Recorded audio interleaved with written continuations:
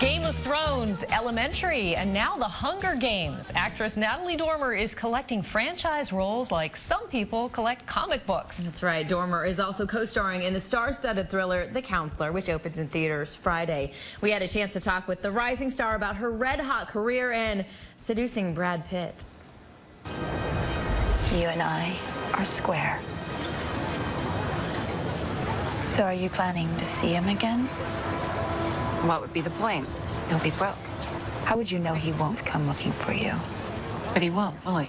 Natalie Dormer, welcome to the couch. Hi. Hello. This film has such an incredible ensemble cast. How did you first get involved?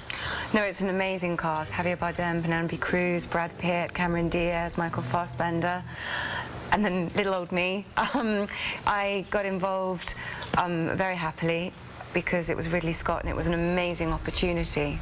So I sort of had to pinch myself. It was one of those moments. Amazing opportunity. We don't want to give too much of the film away, but we can say you do get to seduce Brad Pitt. So that's not terrible. No, I've had worse days at the office. How do you choose these film roles? Because as I mentioned when we first met, your resume is so extensive that this interview could take an hour. Do you turn down a lot of things to take the ones that you really feel passionate about? Yeah, I mean, you work on a case-by-case basis depending on something catches your eye because it's the director or the script or the co-stars, or you take it each on its own merits.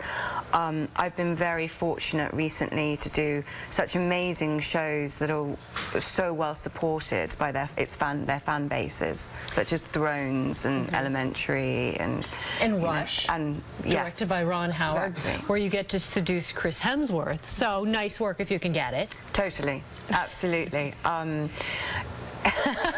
I know I'm racking up the men, aren't I? I'm ticking the boxes. You really are. No, but that's one of the reasons I wanted to take on the role of in The Hunger Games, because it's very much a departure for me in The Hunger Games Mockingjay.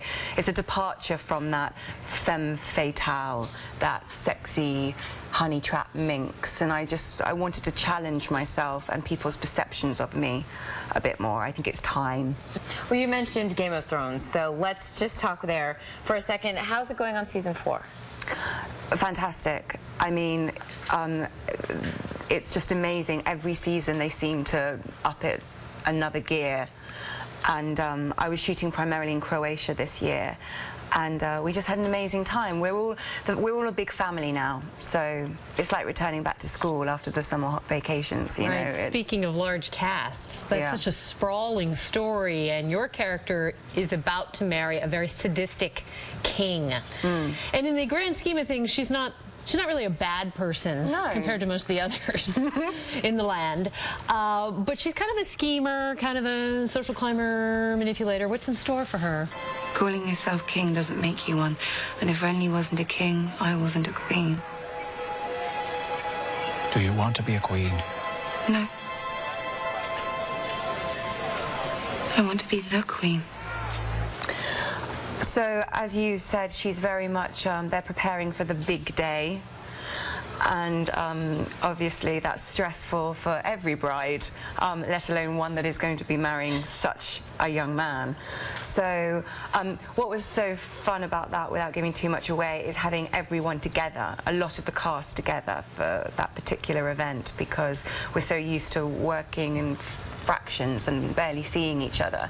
It was nice to have a big old group of us together, and yeah, the audience won't be disappointed with that one, I can promise. What about the wardrobe? I mean, the costumes that you wear. Is it hard getting in and out of these things? Well, Michelle Clapton, now Emmy Award winning for her costume design on the show.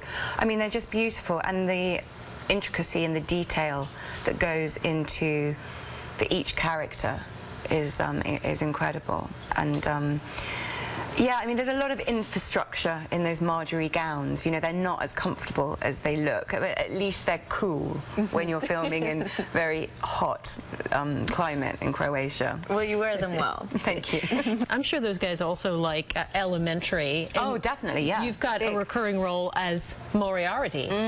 Irene Adler, nice to meet. Oh, you're beautiful.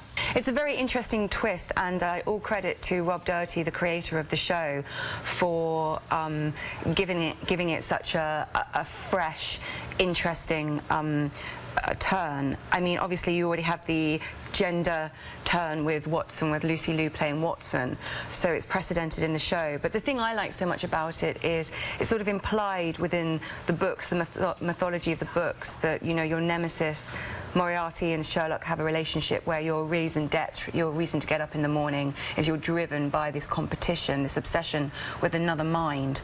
So it's quite clever to make it that was someone that you were once in love with.